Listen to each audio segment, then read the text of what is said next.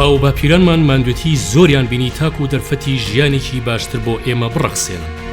ئێمەش پێویستە بەردەوام بین لە کارکردن بۆ خزمەتکردنی هەموو هاوڵاتیانی کوردستان.